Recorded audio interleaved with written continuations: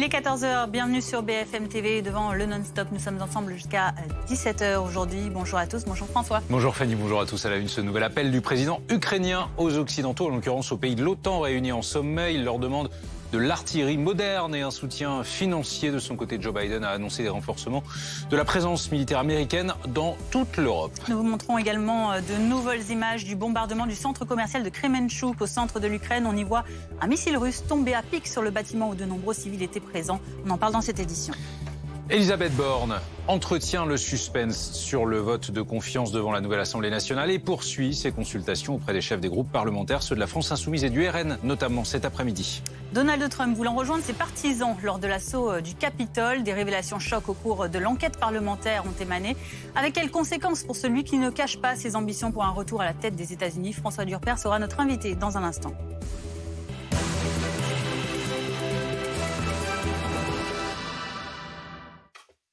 La guerre en Ukraine était au cœur du G7 en Allemagne. Il en est de même au sommet de l'OTAN à Madrid, où l'on vous retrouve Patrick Sauce ce matin. C'est le président ukrainien qui s'est adressé à l'Alliance Atlantique. Oui, après un tout premier mot d'accueil de Jens Stoltenberg, le secrétaire général de l'OTAN, et de Pedro Sanchez, évidemment le Premier ministre accueillant, Premier ministre de l'Espagne, eh bien, à huis clos, dans un premier temps, Volodymyr Zelensky s'est exprimé devant les puissances occidentales, des puissances qu'il avait voulu, dans les tout premiers jours de l'agression russe, rejoindre. Il y a eu eh bien, une fin de non-recevoir, alors il a cherché à aller vers l'Union européenne, et là, évidemment, le processus d'adhésion est, lui, en cours. Qu'est-ce qu'il a demandé? Des armes, mais des armes modernes, et continuer le soutien. Il a dit ce qu'il voulait, il a dit aussi ce qu'il ne voulait plus. Écoutez-le. Pourquoi est-ce que la Fédération de Russie fait pression sur l'Europe? C'est pour vous humilier, pour que vous soyez complètement dépendants, pour que vous soyez obligés de renoncer à vos libertés, à vos intérêts.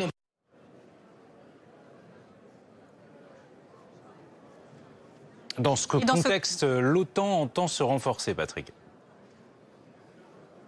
Oui, parce qu'il faut quand même le rappeler. On peut s'y perdre pour le grand public avec tous ces sommets qui sont en train de se succéder, mais l'OTAN, c'est d'abord une alliance défensive qui défend ses propres membres, notamment ceux du flanc Est. Il y a des chiffres qui sont absolument spectaculaires, qui ont été donnés juste avant le début de ce sommet par Jens Stoltenberg, le secrétaire général de l'OTAN, passé de 40 000 à 300 000 hommes. Enfin, c'est totalement fou et c'est totalement inédit. 300 000 hommes qui constitueraient la force de réaction rapide et qui seraient donc vraiment à demeure sur le flanc Est de cette alliance. Cette alliance qui va grandir avec 2 membres en plus grâce au veto qui a été levé, celui de la Turquie, qui a quand même réussi, qui n'a pas reculé. La Turquie, soyons très honnêtes, ils ont réussi à avoir des compromis de la part des Suédois et des Finlandais. Et puis, il ne faut pas oublier que l'OTAN, ce sont aussi les États-Unis. Et les Européens ont un peu de méfiance, si on doit mettre un petit bémol dans cette union. Ce soir, il y a un dîner transatlantique, donc entre les Européens et les Américains, parce que les Européens ont peur notamment que Joe Biden ne soit pas éternel et qu'il ne fasse pas un second mandat. Vous parliez dans les titres de Donald Trump. S'il revient au pouvoir, que vont faire les Américains? Est-ce qu'ils vont continuer à se battre contre la Russie, qui est une menace directe contre l'OTAN? Ça fait beaucoup de questions. Les Européens qui aimeraient eux aussi se défendre un peu plus eux-mêmes, tout en restant dans l'OTAN. Patrick Sauce en direct de Madrid pour BFM TV. Et la Russie qui se dit non intimidée par l'annonce de Joe Biden d'un renforcement prochain de la présence militaire américaine en Europe sur fond de vives tensions avec Moscou. C'est ce qu'a déclaré la diplomatie russe cet après-midi. Et justement, Isabelle Golens et Stéphane Beaujard ont suivi, eux, un exercice militaire de l'OTAN au Portugal. On est ici sur une base aérienne d'entraînement à 2 heures de route environ de Lisbonne. Et jusqu'au 8 juillet, les armées de l'air de plusieurs pays de l'OTAN s'entraînent à voler ensemble. Sur ce tarmac, il y a des F-16 américains, des Eurofighters espagnols et des Rafales français. Une 50aine d'avions de chasse et près d'1 millier de militaires, des Portugais, des Espagnols, des Belges, des Américains et des Français, 11 pilotes de la base de Mont-de-Marsan qui volent tous les jours des entraînements, des simulations de combat, de reconnaissance, un entraînement à un conflit de haute intensité. Ce sont les termes exacts qui présentent cet entraînement interallié. Alors certes, l'événement était prévu de longue date, mais forcément, cette année, l'enjeu est particulier. Il est plus que jamais indispensable de s'entraîner à travailler ensemble. On voit bien qu'en ce moment, il s'agit de renforcer la posture de dissuasion de l'OTAN. La dissuasion, ça veut dire avoir les capacités, ça veut dire avoir les moyens. Ça signifie aussi avoir les retours, le savoir-faire et l'entraînement. Et c'est pour ça qu'avoir tous les effectifs et ceux de nos alliés bien entraînés, bien préparés à faire face aux éventuelles confrontations et provocations futures, c'est très important.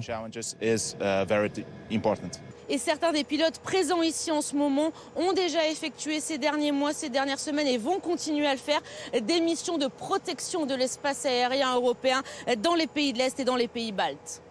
Le sommet de l'OTAN survient alors que l'Ukraine continue sur le terrain de payer un lourd tribut. Les autorités ukrainiennes ont fait état hier de plusieurs frappes meurtrières contre des civils, notamment à Lysychansk, dans le Donbass. Des frappes qui sont intervenues au lendemain d'une attaque qui a ravagé un centre commercial bondé, vous le savez, à Kremenchuk, à 330 km au sud de Kiev, et faisant au moins 18 morts et une quarantaine de disparus selon le gouvernement ukrainien. On dispose de nouvelles images. Marine Chaher, Pierre Bardin. Dans le parc de Kremenchuk, ces joggeurs courent tranquillement ce lundi, quand ils sont surpris par la déflagration du bombardement. Autour d'eux, les débris pleuvent, comme le montrent ces images de vidéosurveillance. Quelques secondes plus tôt, à environ 1 kilomètre de là, ce missile russe a frappé le centre commercial de la ville, provoquant un violent incendie. Tout a brûlé, absolument tout, comme une étincelle. J'ai entendu des gens crier. Je ne sais pas comment le décrire. Ça m'a choqué. C'était horrible. L'attaque a fait au moins 18 morts et des dizaines de blessés. De nombreuses personnes sont toujours portées disparues. C'est terrible, au-delà des mots. Combien de personnes étaient là? C'était l'heure de pointe, les gens entraient du travail. Il y avait beaucoup de magasins, il y avait toujours beaucoup de monde. Le président ukrainien demande à l'ONU l'ouverture d'une enquête internationale dénonçant un acte terroriste. Le missile russe a délibérément frappé cette cible. De toute évidence, c'était l'ordre. Ils voulaient tuer autant de personnes que possible dans une ville paisible, un centre commercial ordinaire. Mais de son côté, la Russie livre une toute autre version. Un hangar où arrivaient des armes et des munitions américaines et européennes a été bombardé. Suite à l'explosion, un centre commercial vide situé à proximité a pris feu. Centre commercial à côté duquel se situe bien une usine, mais qui fabrique des engins de chantier. Sur place, des journalistes de l'agence France Presse ont pu constater qu'elle était intacte et n'y ont pas vu de matériel militaire. Une diversion politique. Voilà comment Marine Le Pen qualifie la proposition de la majorité d'inscrire le droit à l'avortement dans la Constitution. La présidente du groupe RN à l'Assemblée nationale était interrogée ce matin sur les prises de position de plusieurs députés de son parti comparant l'avortement à un génocide. Elle affirme que le RN n'a jamais remis en cause l'accès à l'IVG. Elisabeth Borne, quant à elle, était en déplacement dans un centre du planning familial à la mi-journée et elle a, à cette occasion, été interrogée sur l'hypothèse d'un vote de confiance devant le Parlement. Les précisions de Marie Gentric. C'est un décret publié au journal officiel ce matin qui a semé le doute. Alors que dit ce décret ? Ce décret, il dit qu'Elisabeth Borne prononcera son discours de politique générale mardi prochain, le 5 juillet. En revanche, ce décret ne mentionne pas le vote de confiance à l'Assemblée nationale. Et c'est le fait que le décret ne mentionne pas ce vote de confiance qui a ému l'opposition. Alors très rapidement, le gouvernement a essayé de temporiser les choses. Olivia Grégoire, la porte-parole du gouvernement, qui était sur notre antenne un petit peu plus tôt aujourd'hui, a expliqué que ce n'est pas parce que le vote de confiance ne figurait pas dans ce décret qu'il n'aurait pas lieu et que pour le moment, aucune décision n'était prise. Alors nous, on a directement posé la question à la Première ministre, Elisabeth Borne, en fin de matinée, alors qu'elle terminait de visiter le planning familial. Écoutez ce qu'elle nous a répondu, elle continue à entretenir le flou. Je consulte les différents groupes parlementaires. Ces consultations, elles sont en cours. Je pense que c'est un sujet qui mérite qu'on y réfléchisse. Je ne vais pas faire tous les développements sur le sens de le faire ou de ne pas le faire, mais donc je prendrai ma décision à l'issue des consultations et voilà, c'est quelque chose auquel je réfléchis encore. Et vous faire connaître ce choix justement à l'issue demain Je ferai connaître ce choix le moment venu, je vous confirme. En l'état, si Elisabeth Borne se soumettait au vote de confiance, elle n'obtiendrait sans doute pas la confiance des députés, ce qui voudrait dire qu'elle serait contrainte à démissionner.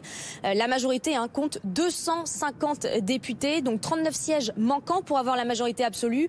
En coulisses, le gouvernement continue à mener des discussions avec des députés de l'opposition pour essayer de créer des alliances, mais la situation reste encore extrêmement compliquée pour la majorité présidentielle. Manque de moyens, accusation de maltraitance. Y a-t-il un problème au sein des crèches People and Baby? La question se pose après qu'une employée a mortellement empoisonné un bébé de 11 mois la semaine dernière, excédé selon elle par les pleurs de l'enfant. Parents et anciens salariés témoignent désormais de pratiques douteuses. Une enquête RMC signée Romain Poiseau, Vincent Chevalier, Maëva Comsi avec Marion Bordier. On avait des traces au niveau de la tempe droite et des traces rouges. On avait aussi des traces jaunes qu'on ne voit pas bien qui sont transformées en bleu dans les jours qui ont suivi. Lorsque le mari d'Émilie récupère leur petite fille Louise à la crèche, il remarque qu'elle porte des traces de coups sur son visage. Les deux médecins n'ont pas exclu que ce soit des marques dues à un coup ou une gifle qu'elle aurait pu recevoir d'un adulte. Après que la direction leur a donné 3 versions différentes des faits, ils déposent une main courante puis portent plainte. Une plainte classée sans suite, faute d'éléments. J'ai pas été écoutée, malheureusement. Il y a une défaillance à plusieurs niveaux.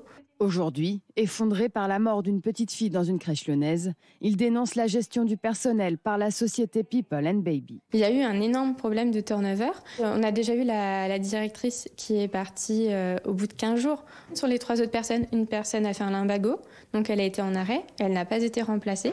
Donc il restait après les 2 intervenantes. De son côté, Sophie a travaillé 4 ans en tant que directrice d'une crèche privée de cette même entreprise en Île-de-France. La gestion des 850 crèches du réseau se fait dans la terreur et sous la pression, selon elle. Les dirigeants demandent toujours plus au détriment de beaucoup d'enfants. On ne travaille pas avec des boîtes de conserve, on travaille avec des enfants. Elle a démissionné il y a 5 mois par peur d'être considérée comme complice de négligence envers les enfants. Quand vous êtes directrice et qu'on vous demande d'ouvrir votre structure coûte que coûte le lendemain, mais qu'il vous manque la moitié du monde, vous n'avez pas forcément le temps de donner à manger correctement à tous les enfants. Des enfants, quelquefois, qui ne sont pas changés comme ils devraient être changés aussi régulièrement. L'ancienne directrice souhaite qu'une enquête soit diligentée sur l'ensemble des établissements People and Baby. Gérald Darmanin est attendu en fin d'après-midi dans les Pyrénées-Orientales, théâtre d'un incendie qui a ravagé depuis hier plus de 1000 hectares de végétation. Sur place, Boris Karlamov.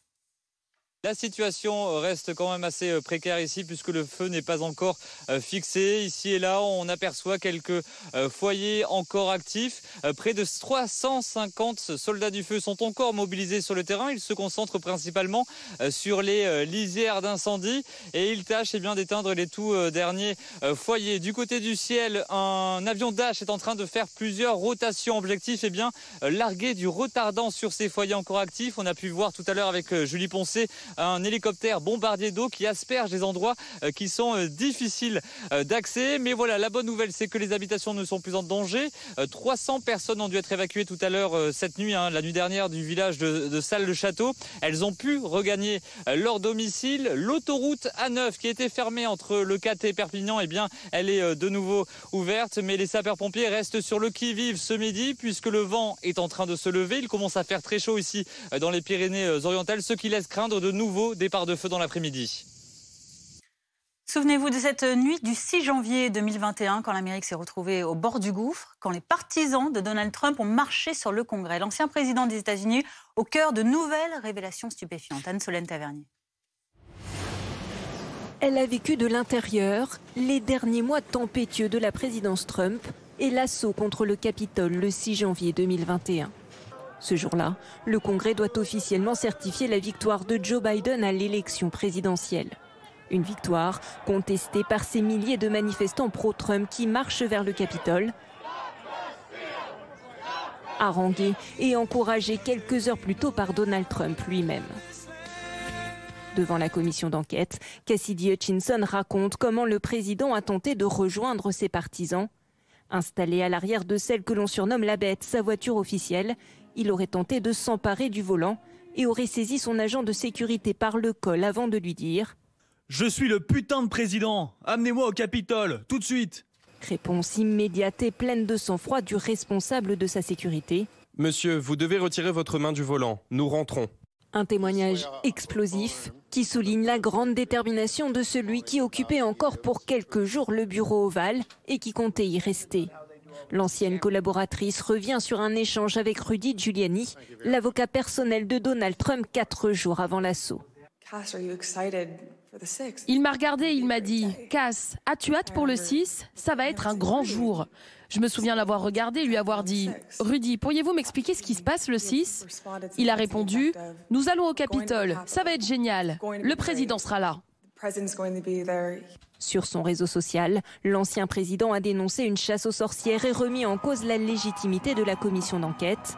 Une commission qui, à la lumière de ce témoignage accablant, entend bien convoquer d'autres acteurs de ce 6 janvier 2021. Nous envisageons sérieusement de faire comparaître certaines des personnes auxquelles elle a fait référence, comme l'ancien conseiller juridique de la Maison-Blanche. Après quasiment 1 an de travaux, la commission parlementaire pourrait accuser Donald Trump de participation à une entreprise criminelle à l'encontre des États-Unis. Bonjour François Durper. Donald Trump peut-il s'en sortir dans cette affaire vu l'ampleur de sa responsabilité en partie établie? Alors là, il manquait un témoin fort et des preuves fortes et on les a eues lors de cette 6e audience. En particulier, j'attire l'attention sur le reportage sur la dernière chose qui a été dite. Il y a des choses absolument spectaculaires hein, quand il demande à démonter les portiques pour éviter qu'on ne mette de côté les armes pour qu'ils puissent rentrer armés les supporters, ou quand il se bat avec son agent de sécurité parce qu'il veut prendre la voiture.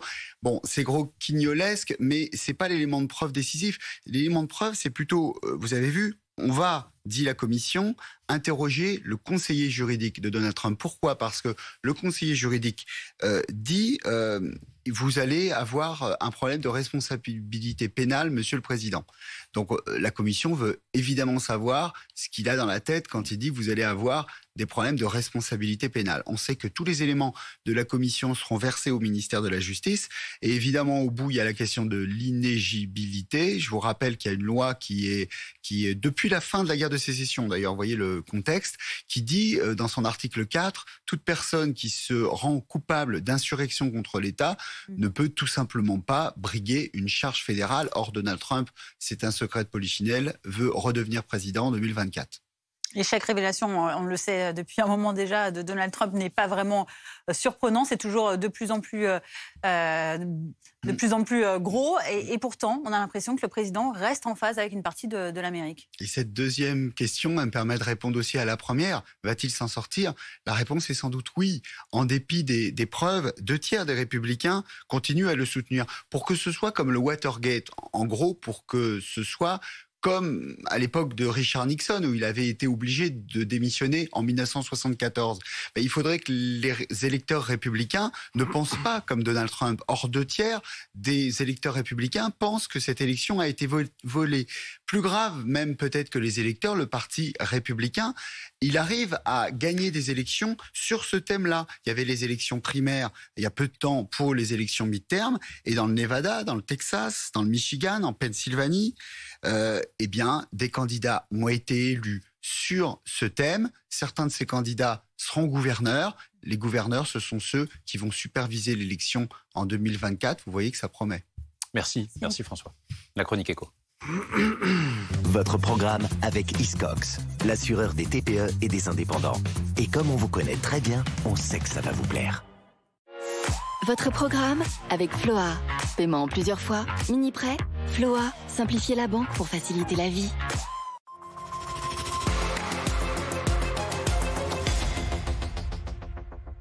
Fred, bonjour. Bonjour. À quelques jours des départs en vacances, les prix du carburant continuent de battre des records alors que le gouvernement et les grands groupes d'énergie appellent les Français à réduire leur consommation. Bruno Le Maire, ministre de l'économie, a promis ce matin que la ristourne de 18 centimes allait être prolongée. Ça semble un peu paradoxal. Ah bah oui, en théorie, c'est paradoxal. Quand vous voulez que les gens consomment moins d'un produit, vous baissez pas son prix. Vous avez tendance à l'augmenter ou à laisser les prix augmenter. Or, c'est pas ce qui va se passer. Le gouvernement a dit, la prime de 18 centimes, en tout cas c'est la promesse de Bruno Le Maire, on va voir si elle est tenue. Elle devait être réduite progressivement à partir de la rentrée. Eh bien non, elle sera maintenue plein pot jusqu'en décembre. Alors, ce paradoxe, on va essayer de l'expliquer. Pourquoi ? Parce qu'il y a les grands idéaux. Il faudrait, dans l'idéal, notre objectif, que les gens baissent leur consommation, roulent moins, donc consomment moins d'essence. Ça, c'est l'idéal. Mais dans la pratique, on a des millions de Français qui, toutes les semaines, passent à la pompe et lâchent 100, 120, 130 €, ce qui fait très mal. Alors, qu'est-ce que peut faire le gouvernement ? Il peut dire, moi, je laisse tomber, débrouillez-vous avec les prix. Non, évidemment, politiquement, c'est pas tenable. D'autant que cette ristourne, on la sent assez peu finalement quand on fait le plein. Oui, ça continue à faire très mal. Aujourd'hui, on a des prix du carburant qui sont à 2,10 €, 2,20 € dans certaines stations. Regardez les prix. Mais vous voyez, avec remise ou sans remise. On voit une différence, 2,13 € aujourd'hui, c'est ce qu'on paye en moyenne pour le gazole. Ça passerait à 2,31 €. Ça veut dire que votre litre de votre plein de 50 litres, là vous le payez aujourd'hui 106 €, ça fait mal certes, mais demain vous pouvez le payer 116 €. Donc on a quand même besoin de cette remise qui est devenue un peu transparente, mais qui nous est fort utile. Alors oui, le dispositif n'est pas idéal, il faudrait une aide plus ciblée. C'est d'ailleurs ce que voulait faire le gouvernement en octobre dernier, quand il avait essayé de monter un peu cette cathédrale en essayant de cibler les personnes à faible revenu qui habitent assez loin de leur logement, qui travaillent assez loin de leur logement, qui ont une voiture, qui n'ont pas de moyens de transport, etc., etc. Une usine à gaz monstrueuse. Le gouvernement y a renoncé. Il a préféré arroser tout le monde. Tout le monde en bénéficie, même malheureusement ceux qui font leur plein de 70 litres de SUV et qui auraient les moyens de payer la facture. Et ça coûte cher. Oui, ça coûte cher. 7 milliards d'euros, c'est ce que ça va coûter sur l'année. Alors, comment l'État va le financer ? C'est pas le jackpot du tout, le carburant pour l'État. La hausse récente, si on prend le litre de gazole à 1,75 par rapport à ce qu'il est aujourd'hui, eh bien, le gain pour l'État, c'est de 11 centimes de TVA. 11 centimes de TVA, il remet 18, donc ça lui coûte de l'argent. Alors, où il va l'épuiser cet argent ? Eh bien, dans la cagnotte, dans la simili-cagnotte qu'on a accumulée grâce à une reprise meilleure que prévue l'année dernière, ce qui a fait plus de rentrées fiscales. Mais cette cagnotte de 55 milliards d'euros, annoncée ce matin par Bruno Le Maire, elle se réduit comme peau de chagrin à force de puiser dedans. D'autres aides sont prévues pour le carburant ? Oui, il y en a quelques-unes d'autres. L'exonération fiscale, par exemple, de la prime transport qui est versée par les entreprises aux salariés, eh bien, il y avait une exonération fiscale jusqu'à 200 €, ça a monté à 400 €. Là encore, ça va coûter de l'argent à l'État, avec des rentrées fiscales en moins. Le bonus écologique sur la voiture électrique, qui devait baisser, il va rester à 6 000 €. Là encore, c'est l'État qui met la main à la poche. Un dispositif gros rouleur, serpent de mer un peu du gouvernement, on l'attend depuis des mois, il devrait arriver à la rentrée, on ne sait pas encore quelle forme il prendra, mais aujourd'hui tous les regards sont tournés vers le privé, les pétroliers, les géants du pétrole. Total Energy avait une ristourne de 10 centimes de plus par rapport à celle du gouvernement, sauf qu'il a arrêté le 15 mai dernier, personne ne s'en a aperçu, mais depuis le 15 mai, eh bien, Total ne propose plus cette ristourne. Or, Total a engrangé près de 5 milliards de dollars de bénéfices au seul premier trimestre, record absolu. Donc aujourd'hui, le gouvernement, on sait sur qui va mettre la pression, ces géants-là, et notamment Total Energy. Merci. C'était votre programme avec Hiscox, l'assureur des TPE et des indépendants. Et comme on vous connaît très bien, on sait que vous voulez la suite. C'était votre programme avec Floa. Paiement en plusieurs fois, mini-prêt. Floa, simplifiez la banque pour faciliter la vie. Et dans quelques instants, nous reviendrons notamment sur ce flou politique en cours. Elisabeth Borne entretient le suspense sur un éventuel vote de confiance à l'Assemblée. D'abord, on va commencer par vous expliquer ce qu'est un vote de confiance. À tout de suite. Bonsoir à tous et bienvenue sur BFM TV. La guerre russe est donc à l'œuvre aux portes de l'Europe. On a encore entendu des tirs d'artillerie. Ce qui va être très important, je pense, c'est les poursuites qui ont lieu sur place en Ukraine. Bonjour Volodymyr Zelensky, votre première interview à un média français. On peut imaginer à peu près 3 scénarios possibles. Comment Jérémy Père, vous êtes dans la capitale ukrainienne. Comment s'est passée cette journée ? D'ores et déjà, on voit des pénuries compte tenu de la hausse des prix, des pénuries qui s'annoncent. Vous avez déjà fait une campagne présidentielle ? Vous croyez qu'on démarre avec une affiche ? Je n'envisage pas de le faire. Il y a un certain nombre de domaines, la santé, l'école, où il va falloir changer la manière de voir les choses. Pour comprendre, pour débattre, je reçois les meilleurs experts et les acteurs de l'actualité. Calvi 3D, du lundi au jeudi, 18h50, en direct sur BFM TV. Votre programme avec Siligom. Siligom, pneus, mécanique et entretien auto pour rouler en toute sérénité.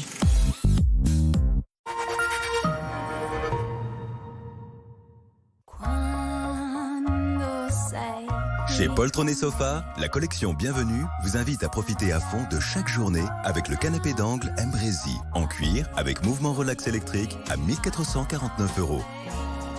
Ou laissez-vous surprendre par le canapé d'angle Novellano avec lit coulissant et banquette avec coffre à 1 378 €. Chez nous, vous êtes toujours les bienvenus. Alors n'attendez plus. Poltron & Sofa, authentica qualità. Et voilà! Ça commence comme ça, par des gens qui veulent changer les choses, éco-rénover leur maison, réduire la consommation d'énergie de leur entreprise, passer à l'électrique, et une banque qui leur en donne les moyens. Au Crédit Agricole, on sait que si on soutient un par un chacun de nos 25 millions de clients, ensemble on y arrivera. T'as l'air en en forme, toi. Ouais, je sors de chez Profil Plus. Moi, c'est aujourd'hui. Tu vas voir, tu vas te sentir gonflé à bloc. Et ils vont me faire les plaquettes? Ouais, et pas que. Attention, ça démarre. Profil Plus, bien plus que des pneus. Et en ce moment, chez Profil Plus, jusqu'à 100 € offerts en chèque cadeau pour l'achat de pneus Michelin. Direct Assurance, bonjour. Mais vous trouvez ça normal de nous faire économiser 240 €? Mais c'est scandaleux, monsieur. Non, on va rester chez vous, c'est clair? Là, ils ont compris. Le seul risque avec une assurance qui vous fait économiser 240 €, c'est que vous l'aimiez. Maille présente le repas. Coupé, piqué, levé, aimé, passé. Coupé, piqué, saucé.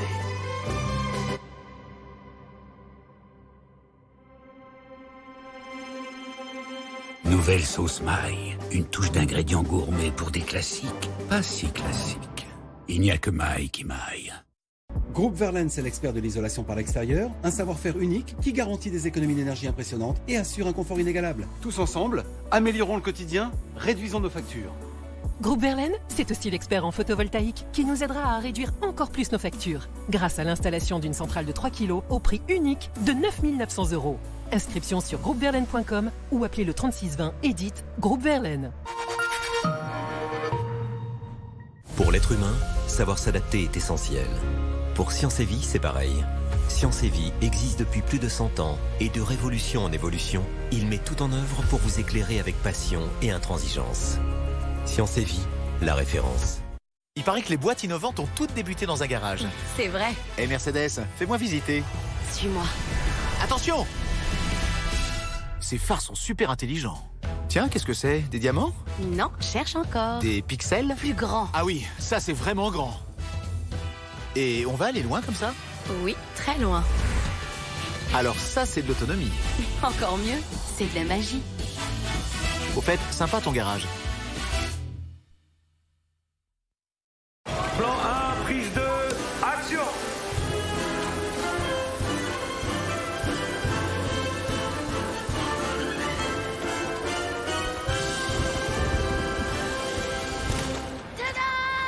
C'est top, j'adore. Encore une fois, vas-y. On la regarde ensemble avec maman? Capturez et partagez les moments qui comptent avec iPhone 13 Pro et le réseau 5G Orange. Orange. J'y pense depuis un moment et je pense que je suis prête à quitter Paris. Plein de gens sont en télétravail maintenant. Alors, pourquoi pas moi? Je pourrais aller vivre ailleurs, avoir plus d'espace, un balcon, voire même un jardin. Ce serait sympa, non?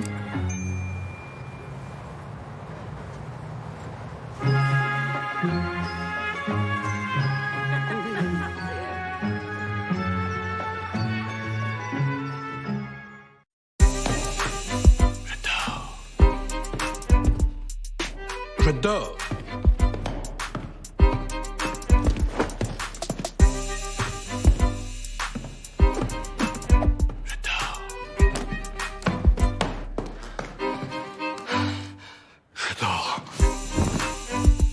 Les matelas Trianon en exclusivité à la compagnie du lit.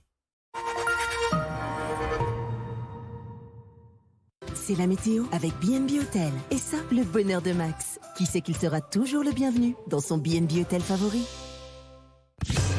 La météo avec Bredestein, expert du pneu 4 saisons depuis près de 30 ans.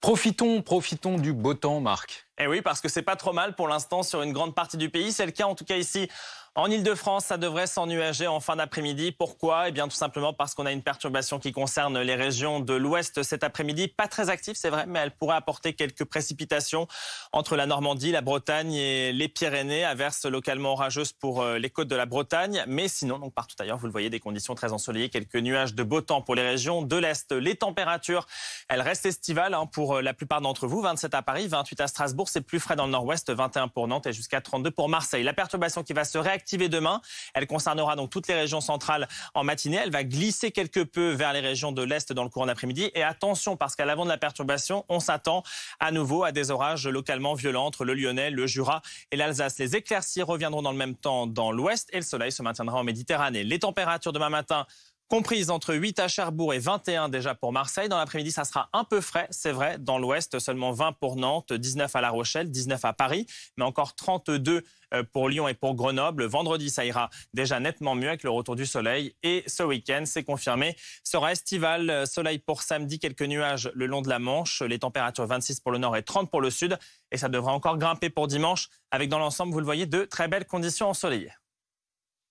C'était la météo avec B&B Hôtel. Et ça, la bonne humeur de Max, pour qui il fera toujours beau chez B&B Hôtel. C'était la météo avec Bredestein, expert du pneu 4 saisons depuis près de 30 ans. 14h30, bienvenue si vous nous rejoignez sur BFM TV à la une. Suite et fin des consultations d'Elisabeth Borne pour constituer son nouveau gouvernement de coalition. La France Insoumise et le Rassemblement National sont reçus cet après-midi alors que se pose la question d'un vote de confiance devant les députés. Aura-t-il lieu ou non lors du discours de politique générale de la Première ministre? On en parle avec Amandine Atalaya dans un instant. On reviendra également sur ce nouvel appel du président ukrainien aux Occidentaux, en l'occurrence aux pays de l'OTAN réunis en sommet. Il leur demande de l'artillerie moderne et un soutien financier. De son côté, Joe Biden a annoncé des renforcements de la présence militaire américaine dans toute l'Europe. Urgence vitale. L'établissement français du sang tire la sonnette d'alarme à la veille des grands départs en vacances d'été. Les réserves de sang sont au plus bas. Quels sont les risques? Nous recevrons la docteure Sophie Reuters, responsable des prélèvements du sang dans l'Est de la France. Mais avant cela, Elisabeth Borne reprend donc ses consultations des chefs de groupe parlementaires en fin d'après-midi pour constituer son gouvernement de coalition d'ici à la fin de la semaine, on le rappelle. Anthony Lebos, vous êtes à Matignon pour BFM TV. La Première ministre rencontre cet après-midi d'autres élus d'opposition, ceux des représentations de ces formations qualifiées par Emmanuel Macron de non-parti de gouvernement. Absolument, et ces non-partis de gouvernement, ce sont la France Insoumise et le Rassemblement National. Certains, dans la majorité, jugent même qu'ils sont infréquentables. Suite et fin des consultations de la Première ministre ce mercredi, Mathilde Panot, Marine Le Pen attendues à Matignon. Est-ce que ce sera un dialogue constructif ou bien un dialogue de sourds? Ce qui est sûr, c'est qu'Elisabeth Borne, depuis le début de la semaine, veut voir jusqu'où les oppositions sont prêtes à aller sur un certain nombre de textes, notamment sur le texte du pouvoir d'achat. Bémol, il ne faut pas se faire d'illusions, me disait un membre de la majorité présidentielle. Les oppositions ne vont pas faire le début d'un commencement d'un quelconque cadeau à Emmanuel Macron. Fin de citation. Alors, à défaut de se faire des cadeaux, majorité et opposition vont bien devoir trouver des compromis, sans quoi impossible de gouverner, blocage permanent à l'Assemblée nationale. Elisabeth Borne se dit confiante, mais avec quelle marge de manœuvre?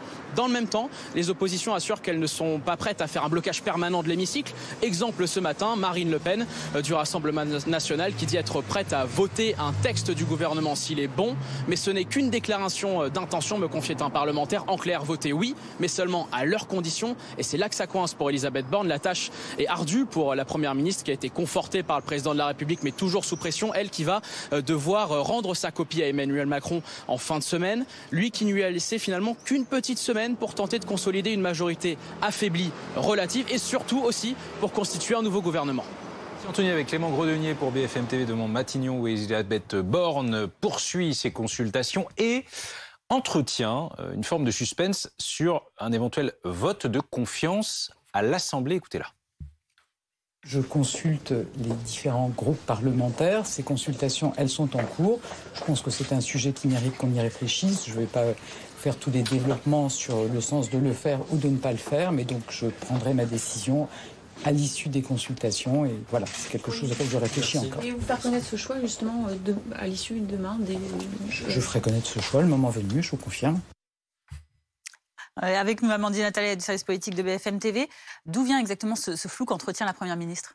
Il y a un décret qui est paru ce matin au journal officiel qui précise le détail de la convocation au Parlement, mais qui ne mentionne pas de vote de confiance. Et donc, on se demande toujours à ce stade si Elisabeth Borne va ou non engager ce fameux vote de confiance. C'est l'occasion de préciser peut-être ce dont il s'agit. Elle fera mardi, probablement dans l'après-midi, une déclaration de politique générale. Et c'est un vote qui permet ensuite au Premier ministre ou à la Première ministre de s'assurer qu'il a la confiance des députés. Ce vote de confiance, il n'est pas inscrit dans la Constitution. Elisabeth Borne n'est absolument pas obligée de le demander. D'ailleurs, plusieurs premiers ministres avant elle, ils sont 3, ne l'avaient pas demandé. Mais en revanche, si on est sûr et si on a une majorité absolue et qu'on sait qu'on aura un vote, ça permet d'avoir un renforcement politique. Dans le cas d'Elisabeth Borne, ce serait très périlleux parce qu'elle n'est absolument pas certaine qu'elle remporterait ce vote de confiance, puisque Emmanuel Macron n'a obtenu qu'une majorité relative à l'Assemblée nationale et qu'il faudrait donc au minimum, par exemple, que tous les députés les Républicains s'abstiennent. Ça n'est pas gagné. Mais plus que la simple question de ce vote de confiance, on se demande aussi ce qu'il y aura maintenant dans le discours de politique générale d'Elisabeth Borne, puisqu'elle a consulté, c'est bientôt terminé. Est-ce qu'il y aura des inflexions sur certains points du programme du président? Est-ce qu'elle aura entendu les discours des uns et des autres? Est-ce qu'il y aura des précisions aussi, tout simplement, sur le programme du président qui est encore flou à ce stade? Et c'est ce qu'on attend de voir avec un remaniement qui aura peut-être lieu la veille, lundi, et qui là aussi pourrait en partie changer la donne. Merci beaucoup, merci Amandine. Pendant ce temps-là, Emmanuel Macron, qui rentrera demain soir en France, poursuit son marathon diplomatique. Il est actuellement au sommet de l'OTAN à Madrid, qui a les yeux rivés, comme le G7 en Allemagne, sur la guerre en Ukraine. Le président ukrainien, on en a l'habitude désormais, s'est adressé à ses alliés de l'OTAN un peu plus tôt dans cette journée, notamment pour mettre en garde contre la Russie, bien sûr. Pourquoi est-ce que la Fédération de Russie fait pression sur l'Europe? C'est pour vous humilier, pour que vous soyez complètement dépendants, pour que vous soyez obligés de renoncer à vos libertés, à vos intérêts, au nom des intérêts des dirigeants russes. Il faudrait voir leur vrai objectif. Il n'y aurait pas eu de désir de la part de la Suède et de la Finlande de se joindre à l'OTAN s'il n'y avait pas eu de réelles menaces.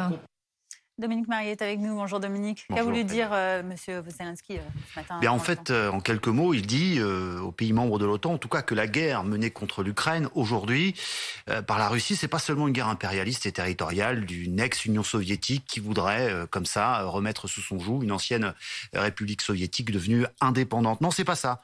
C'est une guerre contre vous, les Occidentaux.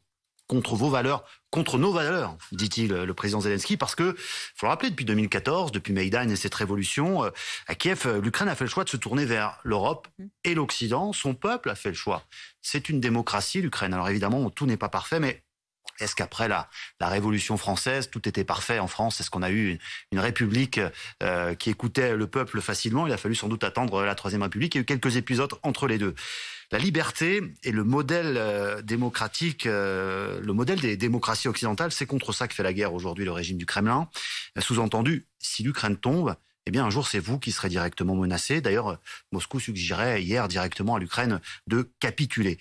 Alors évidemment, pour nous Français, ça paraît un peu excessif d'imaginer la Russie attaquer le territoire français, mais je peux vous dire que par exemple, pour les pays baltes, la Lituanie sensiblement avec l'enclave de Kaliningrad qui est toute proche, la Finlande justement, ou encore la Pologne, eh bien, on pense exactement la même chose que le président Zelensky. Si on repousse pas aujourd'hui l'ogre russe un peu plus loin, eh bien, ce sera peut-être demain notre tour. Et on apprend à l'instant que l'OTAN lance formellement le processus d'adhésion de la Finlande, justement, et de la Suède au sein de l'Alliance Atlantique, dont l'avenir est aussi au cœur de ce sommet de Madrid, Dominique. Oui, parce que c'est la plus grave crise depuis la Seconde Guerre mondiale. La plus grave crise tout court, c'est pas moi qui le dis, c'est le secrétaire général de l'OTAN qui fait ce constat, et c'est pas du genre à en rajouter. Jens Stoltenberg, c'est un diplomate, mais désormais, on l'a bien compris, fini les faux semblants.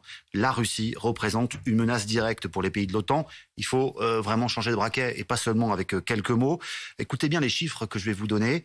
La force de réaction de l'OTAN, qui comptait, bon an, mal an, 40 000 hommes sur le territoire européen, va passer à 300 000. De 40 000 à 300 000, c'est du jamais vu depuis la guerre froide. Les États-Unis vont établir une base permanente en Pologne pour un de leurs corps militaires. On est évidemment à la frontière avec la Russie. Des escadrilles d'avions américains supplémentaires vont être installées au Royaume-Uni, en Allemagne, en Italie. Il y aura des bateaux également du côté de Cadiz. En fait, il va y avoir 100 000 soldats américains en permanence désormais sur le vieux continent. On se souvient que la Russie avait justifié son invasion d'Ukraine pour dire au fond il y a une nécessité de repousser au loin l'influence de l'OTAN à ses frontières. Eh bien, avec tout ce que je viens de vous dire et puis l'élargissement dont on parlait de la Finlande à la Finlande et à la Suède, eh bien la Russie vient très exactement d'obtenir l'inverse de ce qu'elle souhaitait. Merci Dominique Marie pour ces précisions. On en revient justement à la situation en Ukraine avec ces nouvelles images du bombardement qui a fait il y a quelques jours au moins 18 morts dans un centre commercial de Kremenchuk et plusieurs dizaines de blessés au centre de l'Ukraine. Des images, vous le voyez, de vidéosurveillance qui montrent le fameux tir de précision des forces russes à la limite de cette usine. Et une fois encore, des populations civiles ont été touchées. Les Ukrainiens craignent-ils dans ces conditions, craignent-ils toujours de ne pas être en sécurité dans leur propre pays ? Quel que soit l'endroit où il se trouve. Caroline Philippe leur a posé la question, elle est à Kiev pour BFM TV. Ici, on ne ressent pas l'inquiétude, on ne ressent pas la panique dans la population. Au centre-ville de Kiev, il y a pourtant toujours ces sirènes qui continuent de retentir régulièrement. Il y a aussi ces barricades placées aux quatre coins de la ville et le couvre-feu toujours en vigueur jusqu'à 23h. Tous ces éléments rappellent que la guerre est toujours présente et pourtant les habitants essayent de continuer leur vie malgré tout, comme ils peuvent, malgré cette inquiétude de voir leur ville frappée. Pourtant, ils sont nombreux à ne plus se mettre à l'abri quand cette sirène retentit, parce qu'ils ont fini par s'habituer et à ne plus craindre autant qu'au début de la guerre de voir leur ville frappée par les Russes. Certains nous racontaient tout à l'heure quand même avoir eu peur hier parce que c'était un jour férié ici en Ukraine. C'était un jour où le pays célébrait sa constitution et ils savent que les habitants, que c'est souvent à ces dates symboliques que les Russes frappent et attaquent leur pays. Le maire de la ville, Vitali Klitschko, a demandé hier à l'OTAN d'ailleurs des systèmes de protection. Il a demandé que les pays occidentaux puissent leur livrer plus rapidement, en plus grand nombre, ces systèmes de protection anti-roquettes pour qu'ils puissent se protéger la ville en cas d'attaque. Aux États-Unis, les réactions après ces révélations d'une ancienne collaboratrice de Donald Trump dans le cadre de l'enquête menée sur l'assaut du Capitole en janvier 2021. Le président aurait essayé de prendre le volant d'une limousine pour rejoindre ses partisans armés qui marchaient vers le Congrès. Antoine Lard, vous êtes notre correspondant aux États-Unis. Comment réagissent désormais les médias américains, pardon ? Il y a un effet de sidération en fait depuis hier après le récit de cette scène absolument hallucinante où Donald Trump tente de s'emparer du volant du SUV présidentiel pour rejoindre ses partisans.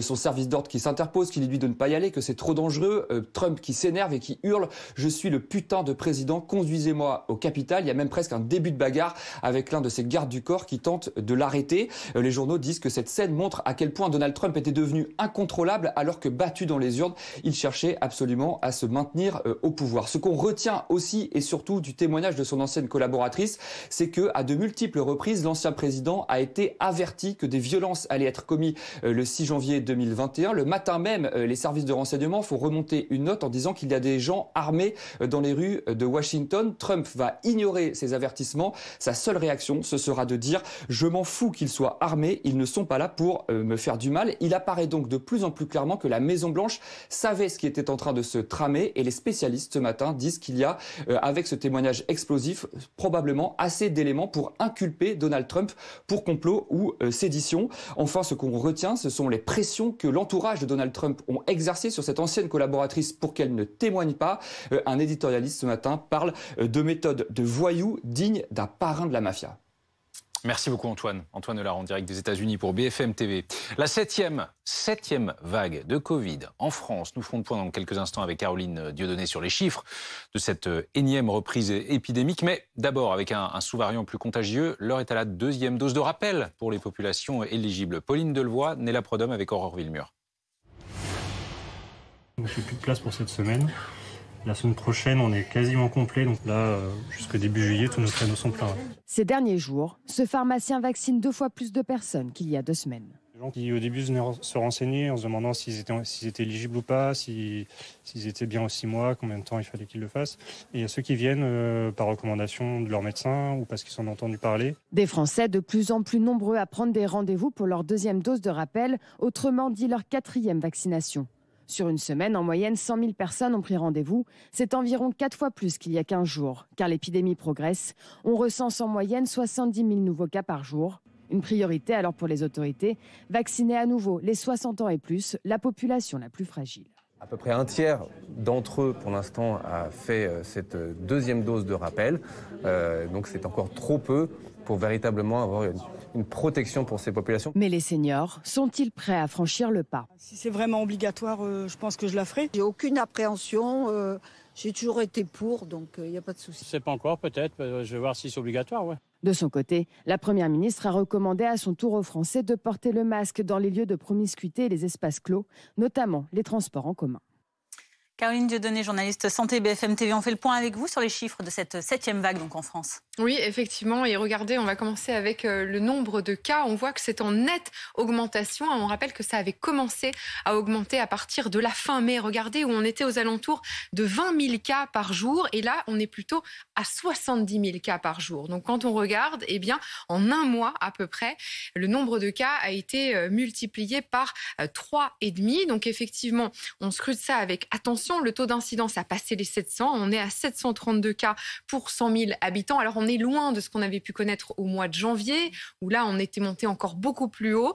Mais on voit effectivement que ça progresse. Alors, si on regarde du côté des hospitalisations, regardez actuellement, il y a un petit peu plus de 15 000 personnes qui sont hospitalisées. Et là, vous voyez les admissions à l'hôpital qui ont nettement repris donc en hausse, nous dit Santé publique France. La semaine dernière, on était sur une hausse de 12% à peu près. La même chose pour les soins critiques. Les soins critiques, eh bien, c'est une hausse donc des admissions qui est assez récente puisque jusqu'à présent, c'était plutôt en baisse ou ça s'était stabilisé. Et là, Santé publique France nous disait que effectivement, la semaine dernière, eh bien, on voyait, regardez, que ça commence à remonter. Quel est le profil des patients actuellement hospitalisés pour Covid? Alors, on va regarder justement, quand on analyse d'une semaine à l'autre, ce que nous disait Santé publique France dans son dernier bulletin, c'est d'abord que le taux d'incidence et le taux de positivité augmentent dans chaque classe d'âge et dans toutes les régions. Donc là, vous voyez effectivement, mais quand on regarde à l'hôpital, eh bien là, on voit que les personnes qui sont les plus touchées, ce sont les personnes les plus âgées. Regardez, le taux de nouvelles hospitalisations est en hausse, en particulier chez les 80 ans et plus. C'est également ce que nous disait Bruno Lina il y a quelques jours, qui est membre du conseil scientifique. En fait, les 20-60 ans, ce sont eux qui ont le plus de contacts. Le taux d'incidence, effectivement, est très élevé. Mais quand on regarde du côté des hospitalisations, ça touche les personnes les plus âgées. Là, vous voyez les chiffres en détail de Santé publique France et on voit que chez les plus de 60 ans, globalement, eh bien, c'est là qu'il y a le plus de personnes hospitalisées en ce moment. D'où l'importance de la dose de rappel, nous disent les scientifiques qu'on a vu dans le reportage, la deuxième dose de rappel. Donc, pour les plus de 60 ans, les personnes qui sont en EHPAD et les personnes immunodéprimées. C'est bien de le rappeler. Merci Caroline Dieudonné pour ces précisions. Autre alerte sanitaire. On est désolé, mais bon, c'est la réalité. L'établissement français du sang alerte une fois de plus. Les stocks de sang sont au plus bas. Bonjour, docteur Sophie Reuters. Vous êtes responsable des prélèvements du sang du Bas-Rhin dans l'EFS Grand Est. Et pour la deuxième fois de l'histoire, l'établissement français du sang publie donc ce bulletin d'urgence vitale, et ce, à 6 mois seulement d'intervalle entre ces deux alertes. Qu'est-ce que ça signifie ? Alors, ça signifie qu'effectivement, on a une situation qui ne s'est jamais présentée, où on a eu depuis récemment des réserves nationales qui sont aujourd'hui à hauteur de 85 000 poches, qui étaient exactement au même état au mois de février quand il y a eu cette première alerte. Et là, aujourd'hui, clairement, ça ne suffit pas pour qu'on puisse passer l'été de manière sereine. Et donc, il faut absolument qu'on puisse prélever l'équivalent de 30 000 poches supplémentaires, donc 30 000 dons supplémentaires sur les 10 jours qui viennent, pour qu'on puisse attaquer l'été avec des réserves sereines pour l'ensemble des malades dans les hôpitaux. Pour qu'on comprenne bien, justement, s'il n'y a plus de sang en réserve, on ne souhaite pas que ça arrive, mais vous lancez quand même l'alerte une nouvelle fois, ça voudrait dire quoi? Ça aurait quoi comme conséquence concrète? Alors concrètement, on va y aller crescendo, ce qui n'est pas le cas actuellement, puisqu'on lance cette alerte justement pour qu'on n'en arrive pas là. Mais on va commencer à regarder quelles sont par exemple des opérations qui sont très consommatrices de transfusion sanguine, et peut-être réévaluer l'urgence éventuelle de ces interventions pour les décaler dans le temps, pour pouvoir échelonner l'offre de sang. Alors, à quoi attribuez-vous ce stock particulièrement bas de sang actuellement ? Alors, c'est très difficile d'avoir une seule cause. C'est clair que c'est une situation que nous n'avions jamais connue à l'établissement français du sang de cette manière-là. C'est-à-dire qu'on a nos collectes de sang et notre offre de collecte qui existe, qui est là. Et là, maintenant, depuis le mois d'avril, eh bien, on n'a pas l'ensemble des donneurs qui viennent habituellement, qui se rendent sur nos collectes. Ce qui explique qu'aujourd'hui, on arrive à cette situation-là. Il y a clairement un effet après Covid qui a changé, je dirais, les comportements des donneurs, de la société au global. Malheureusement, aujourd'hui, on ne connaît pas tout ce qui est en lien avec ça, puisque si on eh bien, on attaquerait le problème, je dirais, à la racine et on lèverait ces leviers-là. Aujourd'hui, on est en train de chercher, on ne les a pas tous, d'où cet appel d'urgence aujourd'hui. Et puis pour toutes celles et ceux qui nous regardent, réexpliquez-nous peut-être qui peut donner son sang et comment le faire. Alors, c'est très simple pour donner son sang. Il suffit d'avoir entre 18 et 70 ans. Il faut peser au minimum 50 kilos. Il faut venir avec une pièce d'identité sur vous. Il faut avoir bien bu dans la journée, avoir mangé. Et puis, nous sommes prêts à vous accueillir sur nos collectes. On s'occupera de tout. Cela va prendre à peu près 1 heure de votre temps. Il est possible, vu la période d'appel aux dons, qu'il y a un petit peu d'attente, mais il faudrait être un petit peu compréhensif. Mais grosso modo, ça prend 1 heure de son temps et chacun entre 18 et 70 ans peut donner. Ça prend pas beaucoup de temps et ça permet pour un don de sauver 3 vies. Merci docteur Sophie Reuters d'avoir répondu à nos questions, de nous avoir expliqué la situation sur cette pénurie de sang aux établissements français du sang. La météo. C'est la météo avec B&B Hôtel. Et ça, le bonheur de Max, qui sait qu'il sera toujours le bienvenu dans son B&B Hôtel favori. La météo avec Vredestein, expert du pneu 4 saisons depuis près de 30 ans.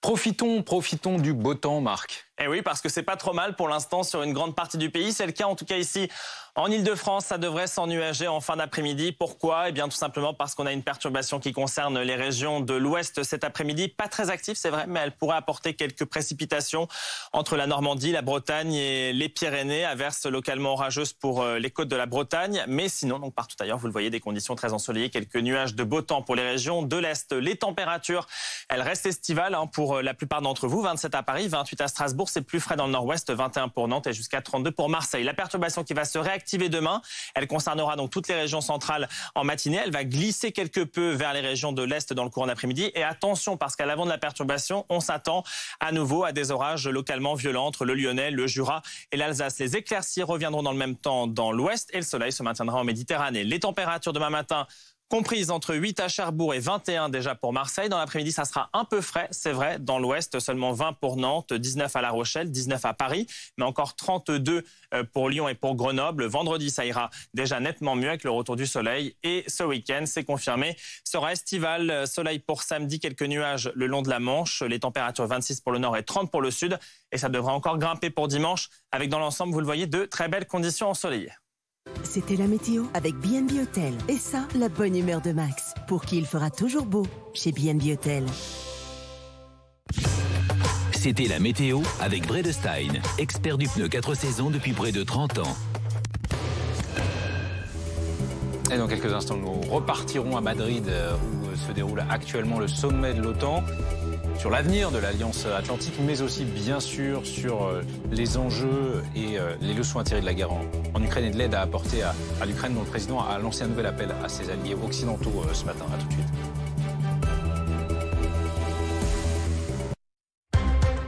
– 22h, Maxime Switek sur BFM TV. Nouvelle soirée spéciale quasiment entièrement consacrée à l'Ukraine. Image sidérante aujourd'hui. Pour prolonger l'info, décrypter les événements de la journée. Il demande qu'on ferme le ciel pour que ces attaques cessent. Nos reportages. Le gouvernement est prêt à aller jusqu'à l'autonomie de la Corse. C'est un document exceptionnel de nos envoyés spéciaux. Nous n'avons aucune information. Et l'analyse de nos chroniqueurs. Là, on assiste ce soir à la destruction d'une nation. 22h max avec Maxime Switek. Chaque soir, du lundi au jeudi, sur BFM TV. Retrouvez votre programme avec Céleste. La connexion Internet par fibre optique dédiée à votre entreprise.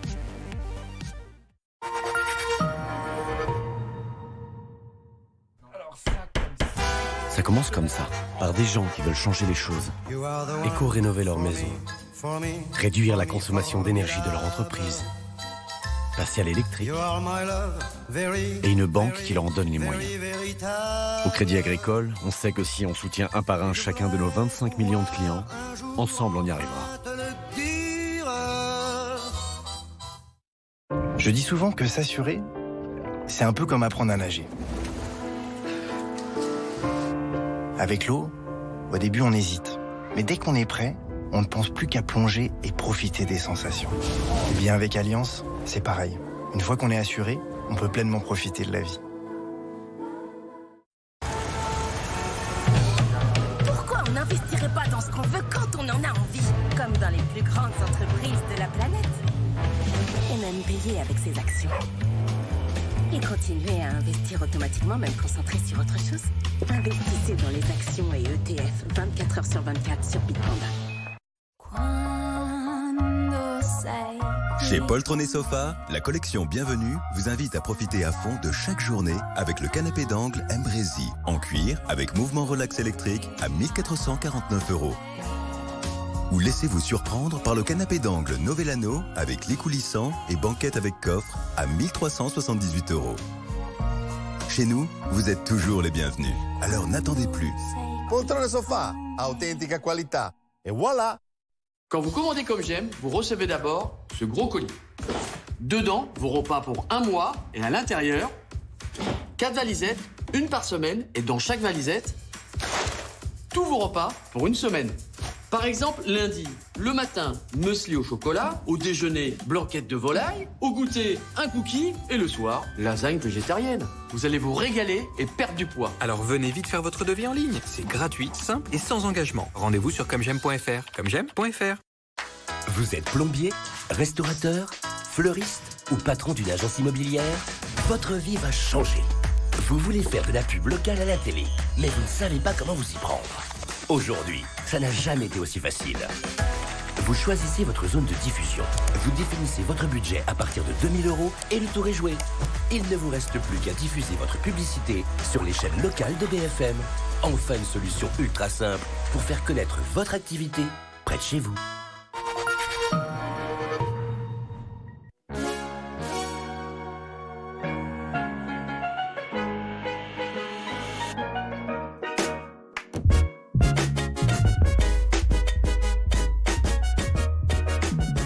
Découvrez la nouvelle recette signature by McDonald's. Mozzarella fior di latte et sauce au pesto.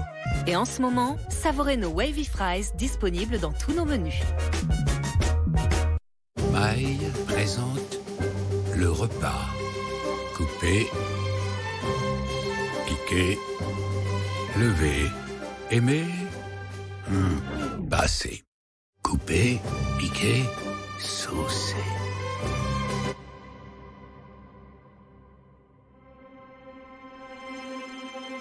Nouvelle sauce maille, une touche d'ingrédients gourmets pour des classiques, pas si classiques.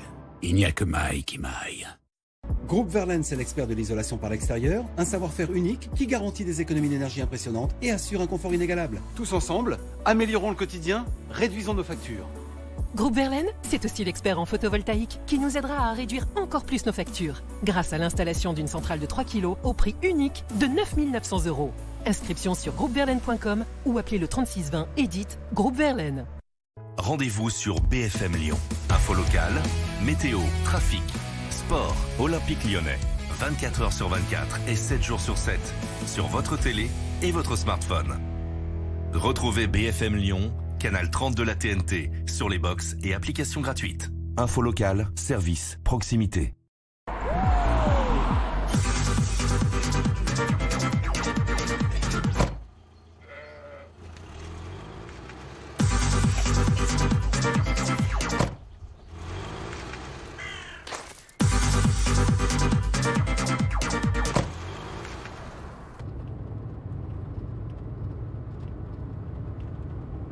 Roulez en sécurité et gardez vos points avec l'application Coyote. Profitez de 30 jours d'essai gratuit.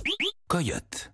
Il paraît que les boîtes innovantes ont toutes débuté dans un garage. C'est vrai. Et Mercedes, fais-moi visiter. Suis-moi.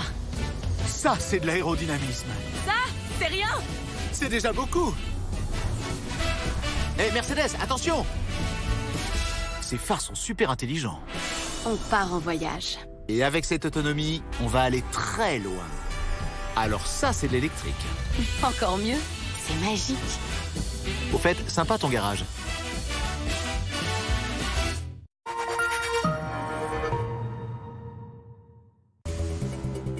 À la une à 15h, ce nouvel appel du président ukrainien aux Occidentaux, en l'occurrence aux pays de l'OTAN réunis en sommet. Il leur demande de l'artillerie moderne et un soutien financier. De son côté, Joe Biden a annoncé des renforcements de la présence militaire américaine dans toute l'Europe. De nouvelles images du bombardement du centre commercial de Kremenchuk au centre de l'Ukraine. On y voit un missile russe tomber à pic sur le bâtiment où de nombreux civils étaient présents. Elisabeth Borne entretient le suspense sur le vote de confiance devant la nouvelle Assemblée nationale et poursuit ses consultations auprès des chefs des groupes parlementaires, ceux de la France Insoumise et du RN notamment, fin d'après-midi. Donald Trump voulant rejoindre ses partisans lors de l'assaut du Capitole, des révélations choc au cœur de l'enquête parlementaire ont émané. Avec quelles conséquences pour celui qui ne cache pas ses ambitions d'un retour à la tête des États-Unis? On en parle dans ce journal.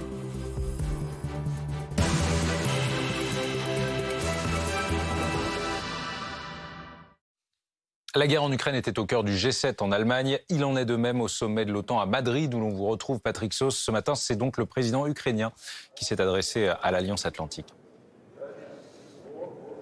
Oui, peu après le début de la première séance plénière, il était environ 11h. On n'a pas pu avoir accès tout de suite à cette déclaration, un peu comme lors du sommet du G7. Et puis, 1h30 après environ, le président ukrainien a lui-même montré cela au grand public via ses réseaux sociaux. Il a d'abord imploré les pays de l'OTAN de ne plus appeler Vladimir Poutine et les a mis devant leurs responsabilités en disant mais vous voyez que la Russie est en train de vous humilier. Alors il a demandé encore du matériel, il a demandé aussi du carburant, de l'aide logistique et qui continue aussi ses sanctions. Il a dit ce qu'il voulait et puis aussi ce qu'il ne voulait pas. Écoutez-le. Pourquoi est-ce que la Fédération de Russie fait pression sur l'Europe? C'est pour vous humilier, pour que vous soyez complètement dépendants, pour que vous soyez obligés de renoncer à vos libertés, à vos intérêts. Par ailleurs, Patrick, dans le contexte de ce sommet, l'OTAN entend se renforcer aussi. Oui, vraiment en train de se renforcer, mais il y a juste, je me permets, parce qu'en ce moment même, il y a une conférence de presse de Jens Stoltenberg, le secrétaire général de l'OTAN. Il a commencé par dire que l'Ukraine pourrait compter sur l'OTAN autant de temps qu'il le faudra. Ensuite, le secrétaire général de l'OTAN a pu être réconforté sur sa demande chiffré, mais de façon extraordinaire. Il a quand même demandé à ce que non seulement les États mettent encore plus au pot. Pour lui, le fait que les États membres de l'OTAN mettent 2% de leur PIB dans l'Alliance Atlantique, ça ne doit plus être un plafond, mais bien un plancher. Ça veut dire énormément de choses pour les budgets nationaux. Ensuite, il voudrait que les soldats passent de 40 000 à 300 000 pour ce qui est de la seule force de réaction rapide.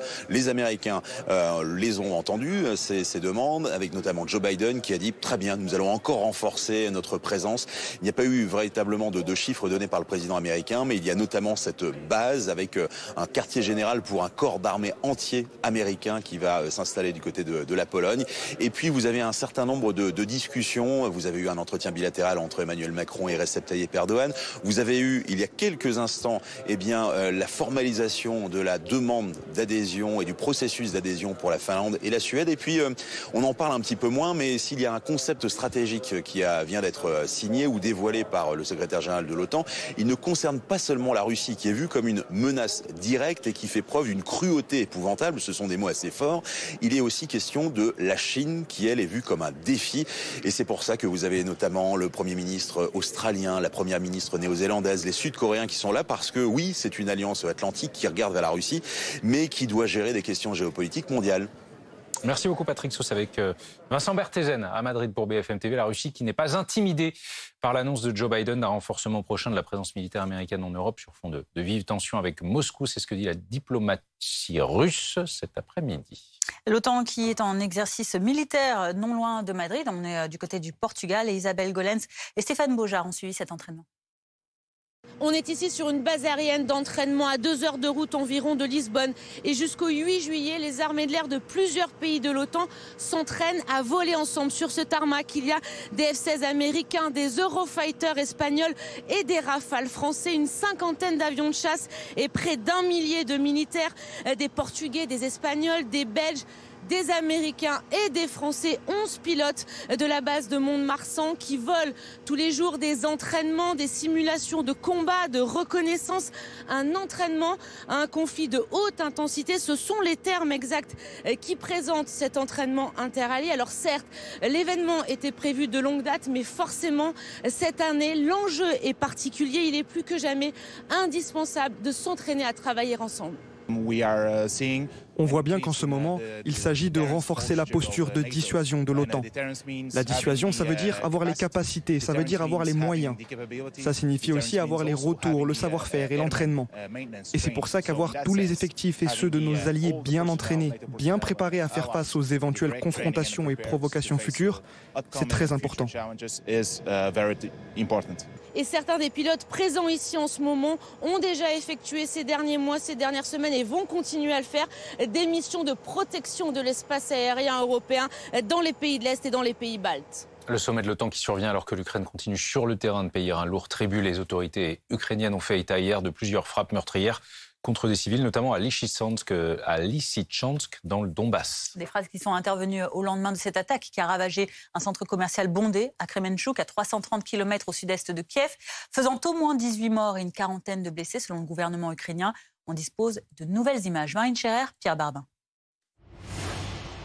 Dans le parc de Kremenchuk, ces joggeurs courent tranquillement ce lundi, quand ils sont surpris par la déflagration du bombardement. Autour d'eux, les débris pleuvent, comme le montrent ces images de vidéosurveillance. Quelques secondes plus tôt, à environ 1 kilomètre de là, ce missile russe a frappé le centre commercial de la ville, provoquant un violent incendie. Tout a brûlé, absolument tout, comme une étincelle. J'ai entendu des gens crier. Je ne sais pas comment le décrire. Ça m'a choqué. C'était horrible. L'attaque a fait au moins 18 morts et des dizaines de blessés. De nombreuses personnes sont toujours portées disparues. C'est terrible, au-delà des mots. Combien de personnes étaient là? C'était l'heure de pointe, les gens entraient du travail. Il y avait beaucoup de magasins, il y avait toujours beaucoup de monde. Le président ukrainien demande à l'ONU l'ouverture d'une enquête internationale dénonçant un acte terroriste. Le missile russe a délibérément frappé cette cible. De toute évidence, c'était l'ordre. Ils voulaient tuer autant de personnes que possible dans une ville paisible, un centre commercial ordinaire. Mais de son côté, la Russie livre une toute autre version. Un hangar où arrivaient des armes et des munitions américaines et européennes a été bombardé. Suite à l'explosion, un centre commercial vide situé à proximité a pris feu. Centre commercial à côté duquel se situe bien une usine, mais qui fabrique des engins de chantier. Sur place, des journalistes de l'agence France Presse ont pu constater qu'elle était intacte et n'y ont pas vu de matériel militaire. Une diversion politique. Voilà comment Marine Le Pen qualifie la proposition de la majorité d'inscrire le droit à l'avortement dans la Constitution. La présidente du groupe RN à l'Assemblée nationale était interrogée ce matin sur les prises de position de plusieurs députés de son parti comparant l'avortement à un génocide. Elle affirme que le RN n'a jamais remis en cause l'accès à l'IVG. Et quant à Elisabeth Borne, elle était elle ce matin en déplacement dans un centre du planning familial à la mi-journée. Elle a elle-même, à cette occasion, été interrogée sur l'hypothèse d'un vote de confiance devant le Parlement. Les précisions de Marie Gentric. C'est un décret publié au journal officiel ce matin qui a semé le doute. Alors que dit ce décret? Ce décret, il dit qu'Elisabeth Borne prononcera son discours de politique générale mardi prochain, le 5 juillet. En revanche, ce décret ne mentionne pas le vote de confiance à l'Assemblée nationale. Et c'est le fait que le décret ne mentionne pas ce vote de confiance qui a ému l'opposition. Alors très rapidement, le gouvernement a essayé de temporiser les choses. Olivia Grégoire, la porte-parole du gouvernement, qui était sur notre antenne un petit peu plus tôt aujourd'hui, a expliqué que ce n'est pas parce que le vote de confiance ne figurait pas dans ce décret qu'il n'aurait pas lieu et que pour le moment, aucune décision n'était prise. Alors nous, on a directement posé la question à la Première ministre, Elisabeth Borne, en fin de matinée, alors qu'elle terminait de visiter le planning familial. Écoutez ce qu'elle nous a répondu, elle continue à entretenir le flou. Je consulte les différents groupes parlementaires. Ces consultations, elles sont en cours. Je pense que c'est un sujet qui mérite qu'on y réfléchisse. Je ne vais pas faire tous les développements sur le sens de le faire ou de ne pas le faire, mais donc je prendrai ma décision à l'issue des consultations, et voilà, c'est quelque chose auquel je réfléchis encore. Et vous faire connaître ce choix justement à l'issue demain Je ferai connaître ce choix le moment venu, je vous confirme. En l'état, si Elisabeth Borne se soumettait au vote de confiance, elle n'obtiendrait sans doute pas la confiance des députés, ce qui voudrait dire qu'elle serait contrainte à démissionner. La majorité compte 250 députés, donc 39 sièges manquants pour avoir la majorité absolue. En coulisses, le gouvernement continue à mener des discussions avec des députés de l'opposition pour essayer de créer des alliances, mais la situation reste encore extrêmement compliquée pour la majorité présidentielle. Après 10 mois d'audience, place au verdict au procès du 13 novembre. La Cour rendra tout à l'heure sa décision sur le sort de Salah Abdeslam et de ses co-accusés jugés depuis septembre pour les pires attentats jamais commis en France. Vincent Wattigem est avec nous pour en parler. Vincent, la lecture du délibéré débutera donc en fin d'après-midi. Oui, vers 18h30, c'était attendu à 17h. La Cour d'assises vient de nous informer, de préciser qu'il y avait un petit peu de retard, que ça commencerait vers 18h30. C'est à ce moment-là que Jean-Louis Périès, le président de cette Cour d'assises spécialement composée, va commencer à livrer ce verdict après quasiment 10 mois d'audience, 148 journées d'audience, après plus de 2 jours de délibération. Les 20 personnes qui sont accusées d'avoir joué un rôle dans les attentats du 13 novembre 2015 vont donc être fixées sur leur sort. Alors pour bien comprendre, il faut préciser qu'ici on est devant une cour d'assises spécialement composée, c'est-à-dire pas de jurés populaires, des magistrats professionnels. Autour du président Jean-Louis Pérez, ils sont donc 6, confinés, enfermés depuis lundi dans un lieu tenu secret, on nous dit une caserne quelque part en région parisienne, pour élaborer ce verdict. Et puis la lecture du verdict, des motivations de cet arrêt de verdict va prendre environ 3 heures. Le président devrait commencer par déterminer les motivations qui conduisent à condamner ou pas ces 20 personnes accusées avant de livrer les peines.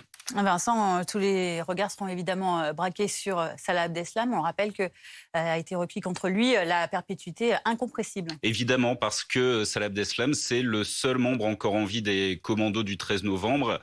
C'est le plus connu qui figure aujourd'hui sur le banc des accusés. Puis vous l'avez dit, c'est celui contre qui la peine la plus lourde a été logiquement requise par le parquet national antiterroriste, une peine de perpétuité incompressible, une peine de mort sociale selon les avocats de Salah Abdeslam. C'est tout simplement la peine la plus lourde qui existe dans le droit français. Ce qu'il faut dire, c'est qu'une peine de perpétuité classique, il y a toujours un horizon, une porte de sortie, c'est-à-dire qu'au bout d'une période de sûreté de 18 ou 22 ans, on peut demander un aménagement de peine. Dans le cas d'une perpétuité incompressible, ça n'est pas le cas. Il faut attendre 30 ans, faire une demande spéciale examinée par 5 magistrats professionnels pour avoir un horizon de sortir de prison. Ce qu'il faut dire aussi, c'est que cette peine de perpétuité incompressible, en l'espace de 30 ans, elle n'a été prononcée que 4 fois, notamment une fois contre Michel Fourniret, le tueur en série. C'est pour vous donner un exemple. Alors lui, Salah Abdeslam, s'est défendu. Encore lundi, à l'heure de livrer ses derniers mots à la cour d'assises, il a de nouveau présenté ses excuses aux victimes et aux proches des victimes des attentats, en expliquant qu'il était sincère et surtout qu'il n'avait pas de sang sur les mains, qu'il n'avait tué personne, qu'il avait renoncé finalement à activer sa ceinture d'explosifs, en disant cette phrase « Si vous me condamnez pour meurtre, ce sera une injustice ». Réponse autour de 21h30. Et on suivra cela évidemment en direct sur BFM TV. Merci beaucoup, merci Vincent. Attendu aussi en fin d'après-midi, Gérald Darmanin arrivera dans les Pyrénées-Orientales, théâtre d'un incendie qui a ravagé depuis hier plus de 1000 hectares de végétation. On vous retrouve sur place, Boris Karlamov, parce que vous nous apprenez que le feu repart à l'offensive. Oui, effectivement, c'était la crainte des 340 sapeurs-pompiers encore mobilisés sur le terrain cet après-midi. Il y a un très gros incendie qui vient de se déclarer il y a un peu moins d'1 heure, comme vous pouvez le voir sur ces images de Julie Poncet, avec un immense panache de fumée. On est ici à l'ouest de Sals-le-Château, un village où près de 300 habitants ont été évacués la nuit dernière, avec, vous le voyez, non loin de cet incendie, une habitation. On ignore encore s'il y a des résidents, mais ce sont des dizaines et des dizaines de camions de pompiers qui sont en train de faire route vers le secteur où se situe cet incendie. Un incendie qui est en train de prendre de l'ampleur puisque le vent marin se lève, il se renforce. Et un incendie qui est surtout en train de se déclarer alors que Gérald Darmanin, vous l'avez dit, est attendu d'ici 17h30 à Hautpoul, un village un peu plus haut dans les collines qui a été au bord de cette lisière de feu la nuit dernière. Gérald Darmanin qui est attendu à 17h30 pour saluer les forces engagées sur cet incendie qui dure maintenant depuis plus de 24 heures ici dans le département des Pyrénées-Orientales. Merci Boris Karlamov en direct de Saxe-le-Château avec Julie Poncet pour BFM TV. Retour à présent sur cette fameuse nuit du 6 janvier 2021 quand l'Amérique s'est retrouvée au bord du gouffre. Vous vous souvenez quand les partisans de Donald Trump marchaient sur le Congrès? L'ancien président des États-Unis au cœur de nouvelles révélations stupéfiantes. Anne-Solène Tavernier. Elle a vécu de l'intérieur les derniers mois tempétueux de la présidence Trump et l'assaut contre le Capitole le 6 janvier 2021. Ce jour-là, le Congrès doit officiellement certifier la victoire de Joe Biden à l'élection présidentielle. Une victoire contestée par ces milliers de manifestants pro-Trump qui marchent vers le Capitole, harangués et encouragés quelques heures plus tôt par Donald Trump lui-même. Devant la commission d'enquête, Cassidy Hutchinson raconte comment le président a tenté de rejoindre ses partisans. Installé à l'arrière de celle que l'on surnomme la Bête, sa voiture officielle, il aurait tenté de s'emparer du volant et aurait saisi son agent de sécurité par le col avant de lui dire « Je suis le putain de président, amenez-moi au Capitole, tout de suite !» Réponse immédiate et pleine de sang-froid du responsable de sa sécurité. « Monsieur, vous devez retirer votre main du volant, nous rentrons. » Un témoignage explosif qui souligne la grande détermination de celui qui occupait encore pour quelques jours le bureau ovale et qui comptait y rester. L'ancienne collaboratrice revient sur un échange avec Rudy Giuliani, l'avocat personnel de Donald Trump 4 jours avant l'assaut. Il m'a regardé et il m'a dit « Cass, as-tu hâte pour le 6 ? Ça va être un grand jour. » Je me souviens l'avoir regardé et lui avoir dit « Rudy, pourriez-vous m'expliquer ce qui se passe le 6 ?» Il a répondu « Nous allons au Capitole, ça va être génial. Le président sera là. » Sur son réseau social, l'ancien président a dénoncé une chasse aux sorcières et remis en cause la légitimité de la commission d'enquête. Une commission qui, à la lumière de ce témoignage accablant, entend bien convoquer d'autres acteurs de ce 6 janvier 2021. Nous envisageons sérieusement de faire comparaître certaines des personnes auxquelles elle a fait référence, comme l'ancien conseiller juridique de la Maison-Blanche. Après quasiment 1 an de travaux, la commission parlementaire pourrait accuser Donald Trump de participation à une entreprise criminelle à l'encontre des États-Unis. Bonjour François Durper. Donald Trump peut-il s'en sortir dans cette affaire vu l'ampleur de sa responsabilité en partie établie? Alors là, il manquait un témoin fort et des preuves fortes et on les a eues lors de cette 6e audience. En particulier, j'attire l'attention sur le reportage sur la dernière chose qui a été dite. Il y a des choses absolument spectaculaires hein, quand il demande à démonter les portiques pour éviter eh bien qu'on ne mette de côté les armes pour qu'ils puissent rentrer armés les supporters ou quand il se bat avec son agent de sécurité parce qu'il veut prendre la voiture. Bon, c'est gros quignolesque, mais c'est pas l'élément de preuve décisif. L'élément de preuve, c'est plutôt, vous avez vu, on va, dit la commission, interroger le conseiller juridique de Donald Trump. Pourquoi? Parce que le conseiller juridique dit vous allez avoir un problème de responsabilité pénale, monsieur le président. Donc la commission veut évidemment savoir ce qu'il a dans la tête quand il dit vous allez avoir des problèmes de responsabilité pénale. On sait que tous les éléments de la commission seront versés au ministère de la Justice et évidemment au bout il y a la question de l'inéligibilité. Je vous rappelle qu'il y a une loi qui est depuis la fin de la guerre de sécession, d'ailleurs, vous voyez le contexte, qui dit dans son article 4, toute personne qui se rend coupable d'insurrection contre l'État ne peut tout simplement pas briguer une charge fédérale. Or, Donald Trump, c'est un secret de polichinelle, veut redevenir président en 2024. Et chaque révélation, on le sait depuis un moment déjà, de Donald Trump n'est pas vraiment surprenant. C'est toujours de plus en plus gros. Et pourtant, on a l'impression que le président reste en phase avec une partie de l'Amérique. Et cette deuxième question, elle me permet de répondre aussi à la première. Va-t-il s'en sortir? La réponse est sans doute oui.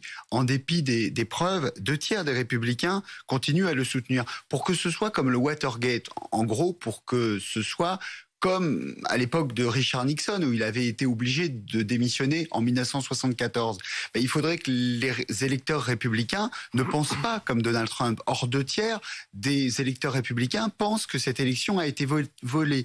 Plus grave, même peut-être que les électeurs, le parti républicain, il arrive à gagner des élections sur ce thème-là. Il y avait les élections primaires il y a peu de temps pour les élections mi-terme, et dans le Nevada, dans le Texas, dans le Michigan, en Pennsylvanie, eh bien, des candidats ont été élus sur ce thème. Certains de ces candidats seront gouverneurs. Les gouverneurs, ce sont ceux qui vont superviser l'élection en 2024. Vous voyez que ça promet. L'écho. Votre programme avec Hiscox, l'assureur des TPE et des indépendants. Et comme on vous connaît très bien, on sait que ça va vous plaire. Votre programme avec Floa. Paiement en plusieurs fois, mini-prêt. Floa, simplifiez la banque pour faciliter la vie.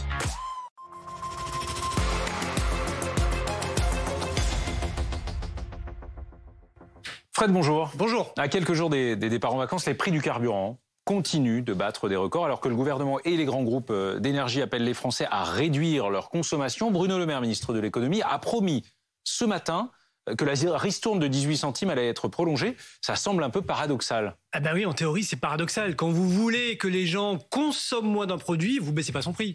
Vous avez tendance à l'augmenter ou à laisser les prix augmenter. Or, c'est pas ce qui va se passer. Le gouvernement a dit, la prime de 18 centimes, enfin, en tout cas, c'est la promesse de Bruno Le Maire. On va voir si elle est tenue. Elle devait être réduite progressivement à partir de la rentrée. Eh bien non, elle sera maintenue plein pot jusqu'en décembre. Alors, ce paradoxe, on va essayer de l'expliquer. Pourquoi ? Parce qu'il y a les grands idéaux. Il faudrait, dans l'idéal, notre objectif, que les gens, baissent leur consommation, roulent moins, donc consomment moins d'essence. Ça, c'est l'idéal. Mais dans la pratique, on a des millions de Français qui, toutes les semaines, passent à la pompe et lâchent 100, 120, 130 euros, ce qui fait très mal. Alors, qu'est-ce que peut faire le gouvernement ? Il peut dire, moi, je laisse tomber, débrouillez-vous avec les prix. Non, évidemment, politiquement, c'est pas tenable. D'autant que cette ristourne, on la sent assez peu finalement quand on fait ça. Ça continue à faire très mal. Aujourd'hui, on a des prix du carburant qui sont à 2,10 €, 2,20 € dans certaines stations. Regardez les prix.